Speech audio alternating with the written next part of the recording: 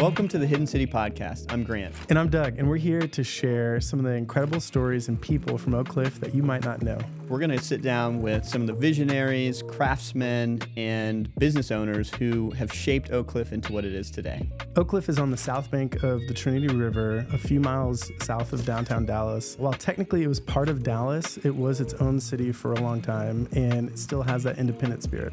We'll dive into the history and the spirit of this place, exploring the different challenges and successes that defined it. This is The Hidden City, a podcast about the people and the stories that make Oak Cliff extraordinary.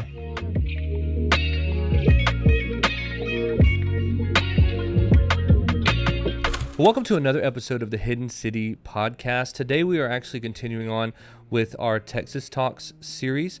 The Texas Talks are actually a talk series that happens right here at Wax Space during the fall and spring seasons. So be sure to check out our website if you're interested in coming and seeing one of these live. But today you're going to be hearing from Crespatrick de los Reyes, who is actually with Patricio. He owns Patricio, which this is one of my favorite talks and one of the reasons why I wanted to intro it, because he talks a lot about fashion, about how he started his fashion business and how he started working kind of in all sorts of mediums, but then he just gravitated towards denim, and he has so many cool denim pieces. And he started over in New York, but then he and his family moved down to Texas, and he kind of talks in his Texas talk about how he found his roots here in Dallas and Oak Cliff and got into the fashion scene here. So I think you're really going to enjoy it. So here is that Texas talk.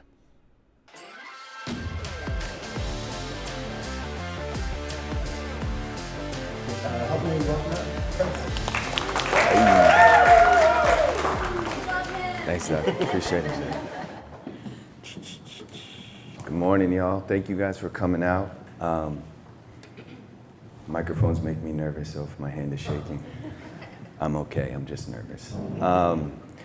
My brand is called Patricio. It is short for Crescente Patricio. My slogan is different yet familiar. It's kind of my design mantra of how I design everything. But I kind of wanted to take you through the evolution of my brand and take you through design revelations I've had throughout my journey, and just sharing with you my process and how my perspective has been formed. So first, I want to show you the evolution of my logo. Started in 2017, 2018. This first logo, everything was at that time very DIY. This DIY generation was starting to boom, especially with YouTube. People wanted to do things on their own and do it for themselves. Very independent. There was a lot of handwritten elements in a lot of things, and so my very first logo was just handwritten. I didn't really know how to start something, start a business, so it was just a lot of doing what I could do on my own. And that evolved into these signatures over here, which are both of my grandfather's signatures. This brand is called Crescente Patricio because it's named after both of my grandfathers. And I am named after both of my grandfathers. My name is Crespatrick. I was actually born on the death day of my grandfather, Patricio. So that's why my parents decided to call me Crespatrick. And I named the brand after them because they both passed before I was born. I didn't know anything about them. It wasn't until I got into like my 20s I started asking questions about them, and from there I kind of discovered they were the ones who really cared about clothing in my family. My grandfather Patricio taught my mother how to take care of her clothes, how to iron a shirt. She taught me how to iron a shirt. My grandfather Crescente was in the military in the Philippines, and he was very militant about how he dressed and how he passed that on to my father and his siblings. So I was like, I want this brand to be a legacy of theirs, a continuation of them. Even though I never met them, I am part of their legacy, so this is part of their legacy. And from there, the logo kind of evolved with a buddy of mine, Max Coots, who works with me on my brand. He kind of created a font for it, took the signatures, overlaid it, and then we also kind of took a more minimal approach to the logo and the brand, forming Patricio. I think a lot of us, when we start something as artists, entrepreneurs, when we create something, we have self-talks. We talk to ourselves. Sometimes they're good self-talks, sometimes they're bad self-talks. A lot of times it's a mix of both. And these were kind of conversations I was having with myself when I first started my brand. I have no idea what I'm doing. Do what you can with what you have. Tell stories. I'm like an indie artist, but for clothes. I am an artist. Tell stories. Be like an indie rapper. Make a clothing mixtape. Tell stories. I still don't know what I'm doing. God created me to create. Keep telling stories. These were some conversations I was having with myself when I first started my brand. I was like, I don't know how to put a business plan together. I don't know how to put this core collection together. How do I get into these trade shows? People are saying you need like at least $50K to start a brand. I'm like, I don't have near that much money. So I was like, what can I do with what I have? Who am I meant to be? What am I supposed to do? And something I kept coming back to was stories. I was very enamored with designers and brands that could convey a story so eloquently through fabric, through silhouette, through color, through details, with not a single graphic, not a single photo on a piece, but just a garment. And I was always drawn to that. I've never been a graphics guy. I can't design a graphic. Graphic design is not my thing. I can't do it. So to tell a story through graphics is a beautiful thing, but I was like, how do I do that without saying words? How do I make a statement while being silent, essentially? So that started my journey on how do I refine my skills as a designer to tell stories through silhouette, through shapes. And that kind of led me to the first collection that I made. Patricio presents 2020 Mixtape Volume 1. So this was, as you could see on the right, I hand wrote all of my labels. I kind of gridded it out. I wrote the label.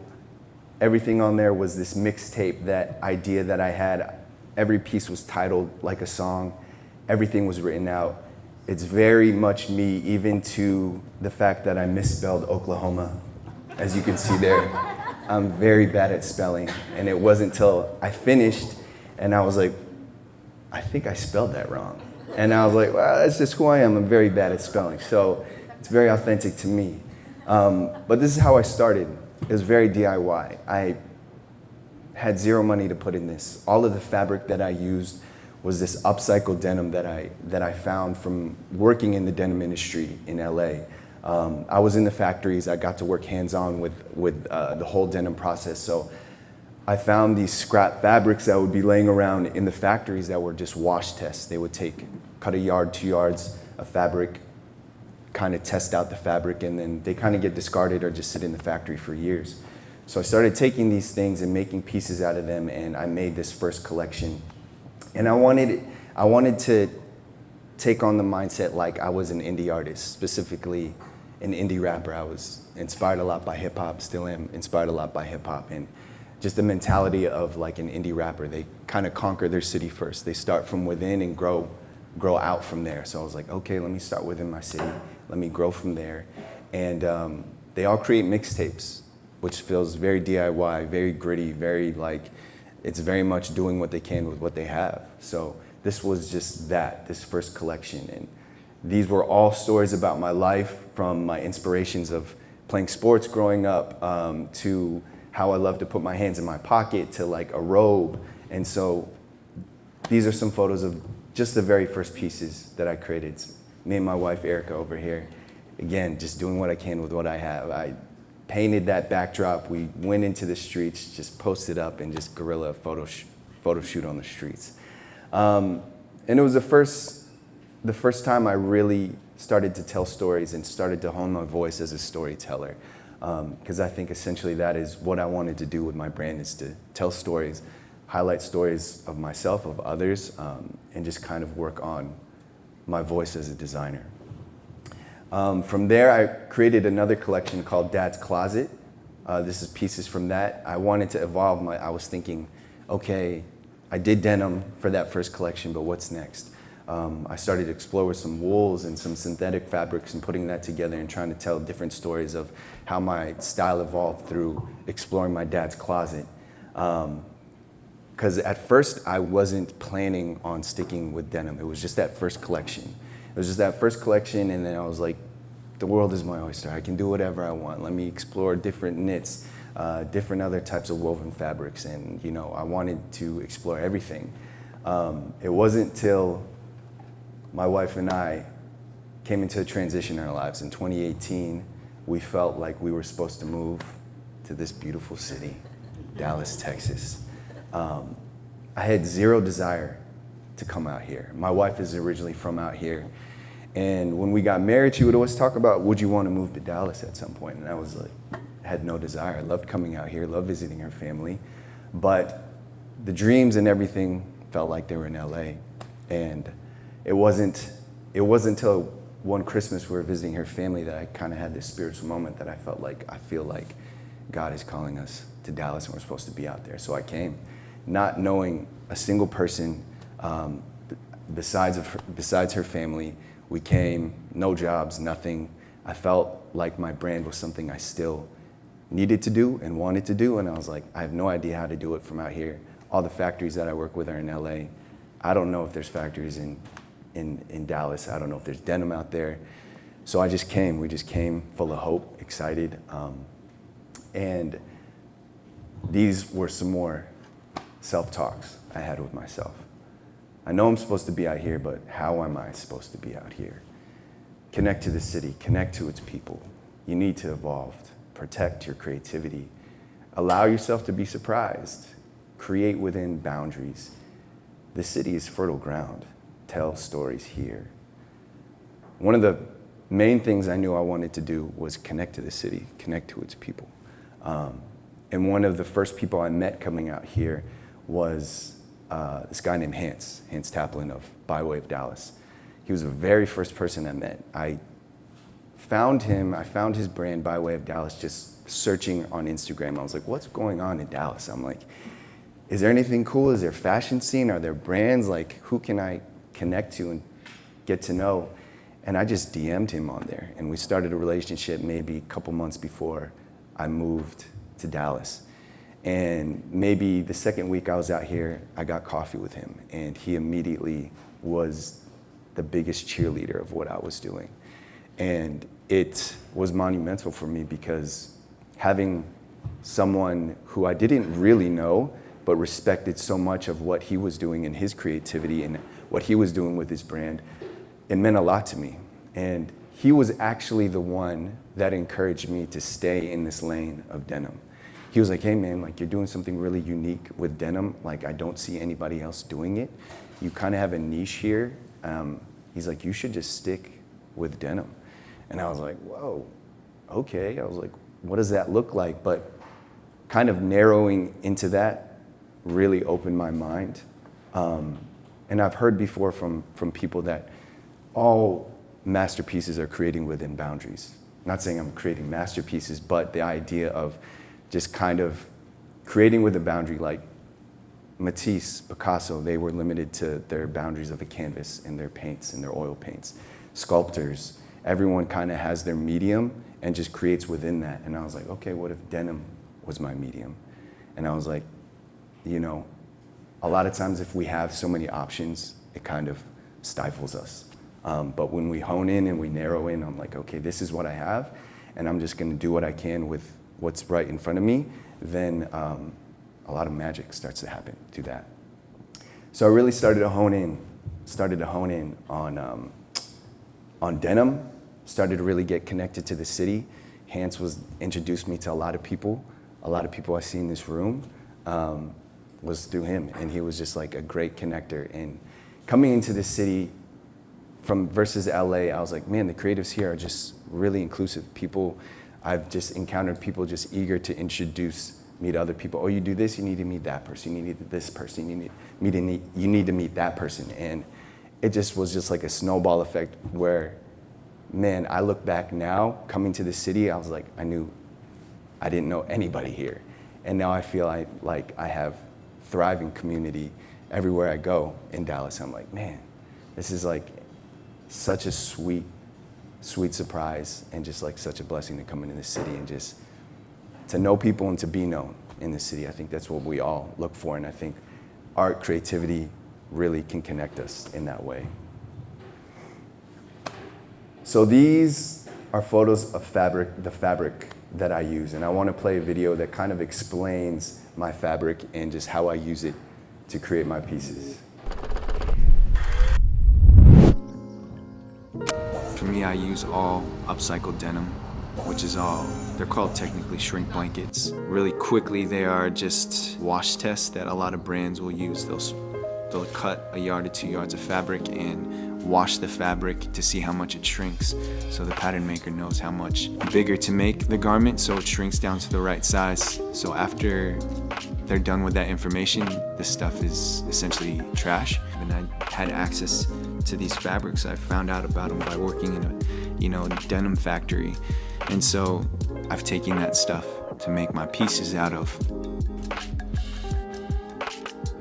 The marking and the measurements are just a big part of these are upcycled fabrics. I choose to show those as much as possible because people will be like, what is this? Why are those numbers? What's this writing all over it? And did you write that on there? So I think it's just a way to showcase the story of how I had to, start this brand with what I had at my fingertips. It was kind of like, what can I create out of the limitations that I have? And I think that just tells more of the story of the brand, that we want to use as much trash as we can to make, beautiful things.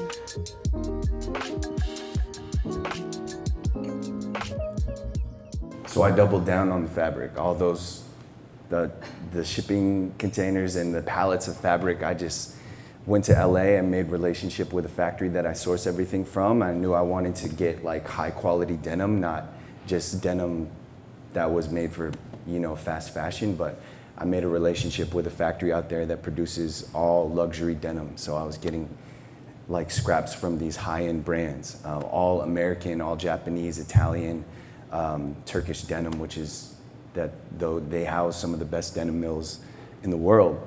So I knew I was getting quality stuff and I wanted to create quality pieces. So I doubled down, got a lot of fabric, and was just let me just start to get to work. And I knew I wanted to continue telling stories. So one of the first collections I did out here was called Conversations with God. It was just this came from a place where I was having these conversations with God when I first moved out here. I was kind of feeling a little bit lost. I fell into a bit of a depression because I came from a place that I knew, LA, to a place that I didn't know. And when I first moved out here, it rained for 6 weeks straight. And I was like, what is happening? What did I just come into? And, we were living out in Flower Mound with her parents, and I was just came from the city into the super suburbs, and I was just like, wow, did we make the wrong choice? So, my relationship with God is the biggest source of inspiration for me. Everything that I seek to do is from an overflow from that place. And this was just something I did to kind of tell that story of where I was in that moment, what I was feeling, and things that God had spoken to me through that time. So after kind of settling into this town, getting to know some people, and wanting my brand to kind of evolve and grow, these were just more self-talks I was having. What is your Air Force One, Virgil Abloh? I want to be known as a Dallas brand. Romanticize the mundane. The city is a muse. The best stories you can tell are your own. Tell stories about your culture and be a platform. That first quote from Virgil Abloh, I was listening to a talk he gave, and he had this concept of what is your Air Force One? Essentially, what is the cornerstone piece of your brand? Nike has the Air Force One. It's kind of this cornerstone shoe for them. People keep coming back for the Air Force One. You don't just buy one. You buy one, it gets dirty, you get another one. And essentially, if people want to collaborate with the brand, it's probably going to be an Air Force One. It's kind of their cash cow. It's what funds all these experimental projects that they want to do. It funds everything else. So it's he was like, your brand should have an Air Force One. What's the thing that you'll always have, your core piece that you'll always make? People want to come back for it. You'll do a lot of different iterations for it. And so I started to think about that, and then started to think about this city, and I started to really fall in love with Dallas. And I was pleasantly surprised by this town. I was like, there's so much creativity here. There's so much history. Just even the Western culture, the cowboy culture, the workwear roots here. I'm like, there's so much to tap into in this city. I'm like, why isn't this city more of a muse on a wider scale? I think we've seen a bit more of it with just this trend of kind of Western cowboy culture in a lot of things. But I was like, man, there's so much to tap into here. And so I just kind of wanted to be inspired by this city, going out to the farmlands and some ranches and seeing things like that. So with that, taking on that mindset of what is my Air Force One and having the city be a muse, I came up with this jacket. It's called the Saddle Pocket Jacket. I had this idea. I was like, if I was a rancher out here, what kind of jacket would I want to wear? So I started looking at horse saddles, and I saw the pockets on the side of horse saddles. I was like, oh wow, I really love the shape of the pockets on horse saddles. I love the curved edges, the rounded edges on there. I love how big it is. I was like, I think that would be a great pocket to put onto a jacket. So I took the denim jacket and kind of like made it a bit more minimal, modernized it a bit, took out some of the seams of a standard kind of trucker jacket that we're all used to seeing, and put these pockets on there. I was like, I really just want these pockets to be the focus of it, to really anchor this jacket. So I created this, and I put a lot of elements that I wanted to see in it. I love a wider collar, a spread collar. I love the rounded edges on that. So just the continued through line, and probably in all my pieces, all edges are rounded. I love when there's like through lines through people's pieces, and having rounded edges is something that is just like a through line through everything I create. But this became my Air Force One. This is like the cornerstone piece of my brand. This is what everything builds off of here. This is something that, to this day, I created this jacket like in 2018, 2019, and to this day, people still love it. I was like, man, I think I have something here. It's hard. I don't know. I don't think people go out trying to create a classic, and I don't know if this is a classic. I think that's still for years to come to decide if something's a classic. But it was just came from a place that was just a genuine place in my heart, and where I was just like, I'm really inspired by this town. I knew I was supposed to move out here, and there was so much just speaking to me at the time. So this is the Saddle Pocket Jacket, and these are just more photos. Skip to this, just more photos I have of how I've just reiterated that piece and done it a bunch of different ways. I create a lot of like one-of-one pieces from it. So when I get those fabrics, sometimes I only have like 3 or 4 of these shrink blankets. So I'm like, okay, I only have enough here to make one. So I make a lot of one-of-one pieces.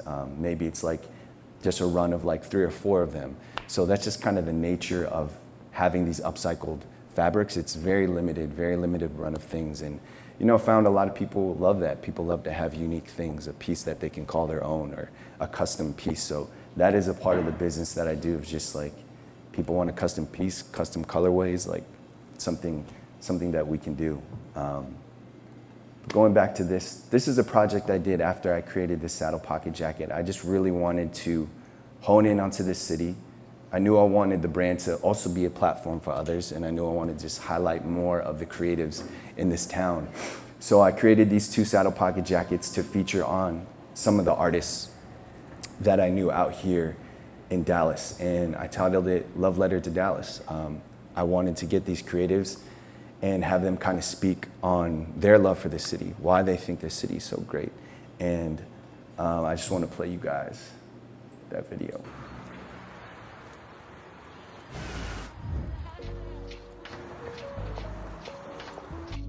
People from Dallas kind of have this pride about the cities. Like, you know, when you travel somewhere, you make sure to say like, no, I'm from Dallas. I want people from the outside to know that the creatives here are genuine. We got a certain type of hustle out here with the Southern charm, you know, and whether people want to listen to it or not, you know, that's kind of up to them. The city itself and the creatives within it have like this scrappy nature about them. So, you know, that I think kind of fuels a lot of, you know, what we do creatively. It's almost like you get this vibe from everybody that you could do anything.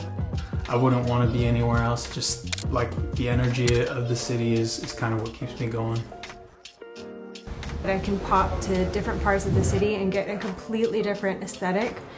It will change my emotions, my perspective, and what I'm inspired by. People that are coming from major cities, but like they're actually flocking to like areas where they can sort of take a a break away from the noise. And Dallas feels like that to me. Dallas feels like I can live away from the noise. I just knew that it was something, there was like a spark. Dallas has way more than what I expected even moving here. It's such a blank canvas. It's like a freaking playground.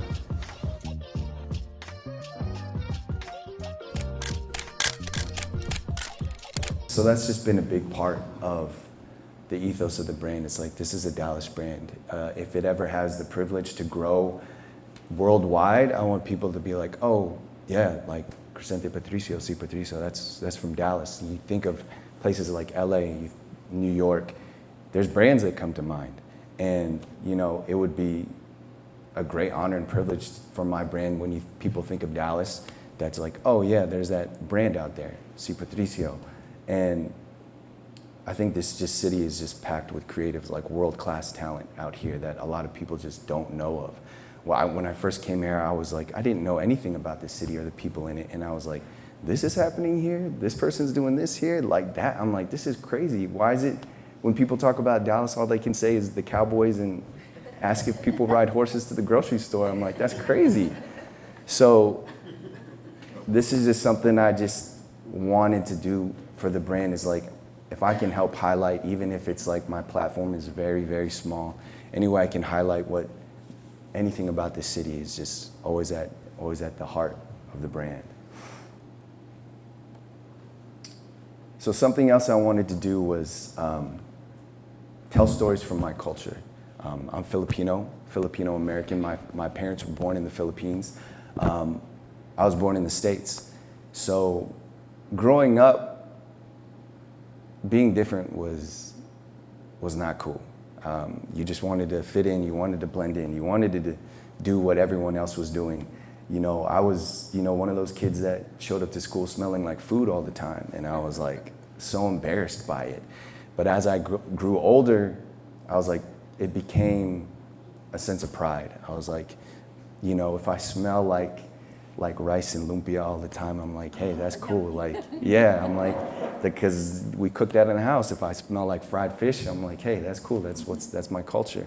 You're smelling my culture. So I know a lot of minorities were thirsty for representation. And I know Filipinos were super thirsty for representation. We will claim, if you are 1/16 Filipino, we will claim you. If you are, a celebrity out there that is just a little bit Filipino, it's just, we want to see people like us doing things that we can look up to.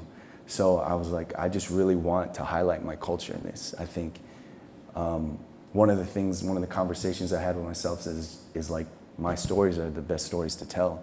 So I grew up Filipino American. A lot of the inspiration and the stories I want to tell is about me growing up being Filipino American, how food ties into my clothes. I had this inspiration for this video I did where growing up, I could remember being so embarrassed of smelling like food. I would come home and my mom's frying fish. I would run upstairs to my room, close my door, close my closet, put towels underneath my door so that the smell wouldn't seep into my room. So, because I was like, I knew I was going out with friends that night. I was like, I don't want my clothes to smell like food.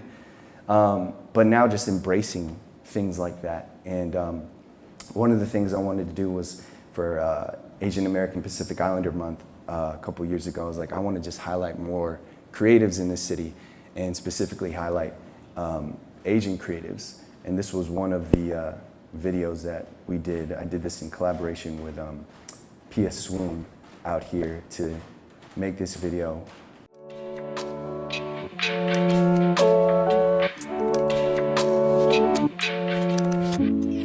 I would say that being Asian American or Pacific Islander is something to be proud of and is something that is not earned but is a birthright, and to use every single ounce of that in your creativity because that's what makes what you create original. So if I had to say anything that I love about being Filipino is just how open we are with our hospitality, how open and inviting we are to everyone. Yeah, the camaraderie that we bring. The Filipino culture is all about family. I'm actually grateful for those people who gave me a chance little 15-year-old high schooler, giving me, opportunities to do these bigger projects. If you have a gift, don't neglect any of them. I think it's important to see Asian Americans in creative spaces because usually I feel like Asian American voices are often muted. The day you stop giving an F about what other people think about you is the day you're going to start succeeding in anything you do. Be proud of who you are and never hide it. So that's being a platform in this way for other creatives in this town, Asian Americans, everyone is just something that's always been on my heart and something that, we'll always continue to do is just lift up these other creatives around us because, it's all community. I mean, the creative community, especially here in Dallas, it can feel niche at times. It's when I first came out here, I was like, where are the creatives? And then I was like, where are the Asian creatives? And then I'm just seeing so many of them. And it's just man, this is a beautiful culture out here. So that was just an honor to do with PSUN and to highlight these friends of mine. Really, really talented people. There's vignettes on each one of these creatives. You can see it on our Instagram. But going into this was the last shoot I did for the current collection of pieces that I have. I really wanted to tap into my Filipino culture and kind of highlight those things. The background and everything on this is inspired by a Filipino nipa hut. It's essentially, I would equate it to a mobile home, RV. It's they create these huts that are meant to be mobile. They're part of a village. They're all made of bamboo and coconut leaves. Essentially, if you wanted to move your house, everyone in the village gets on the side of it, everyone picks it up and moves it somewhere else if you want to change locations. So it's something that signifies community, like a tribe, a village, but just also having that be the backdrop of this latest photo shoot I did. And all these pieces are just kind of current collection of what I've been doing and where I'm currently at with the brand.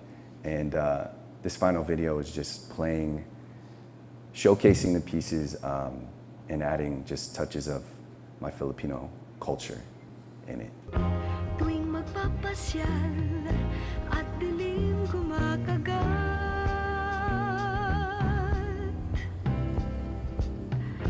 may tambal-tambal nagyayakap ng lantad. Tunay nga ibig ko'y paibig ng lubos, lubos nang ako'y mangarap ng hindi tulog, hayro. So the goal with that was really to highlight the contrast, the juxtaposition, and also the unity between Filipino and American. This Filipino backdrop, these Filipino models, all in very American kind of Western inspired clothing.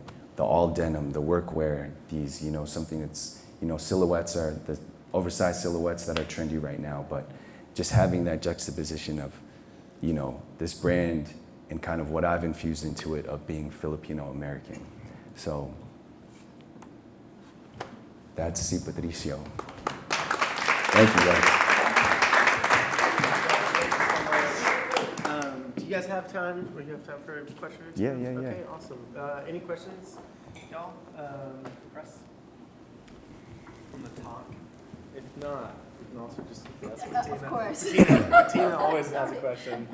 There you go. No, I'm just interested, where are you getting your pieces made? Are you getting them made here locally? Are you getting them made in Los Angeles still? Because I know there is a lot more infrastructure for fabrication of clothing. Yeah. At first, I was making everything here. It first started with I was making every single piece myself. Then it got to a point where it's just I'm one person and can't do that on my own. I was exploring some manufacturers out here, But a lot of the denim industry that used to be here kind of left. So denim requires some specific machines and just specific attention to it. And I'm still trying to explore what it would look like to bring manufacturing here locally to do my stuff. And that would be the dream. But right now, everything is, I'm working with a small batch manufacturer out in LA that's making all my pieces. Yeah. Yeah. What's next for C. Patricio? Like going into 2025, what's next? What's next? I'm already thinking about 2026. There's kind of a spring collection that I have that I would love to launch.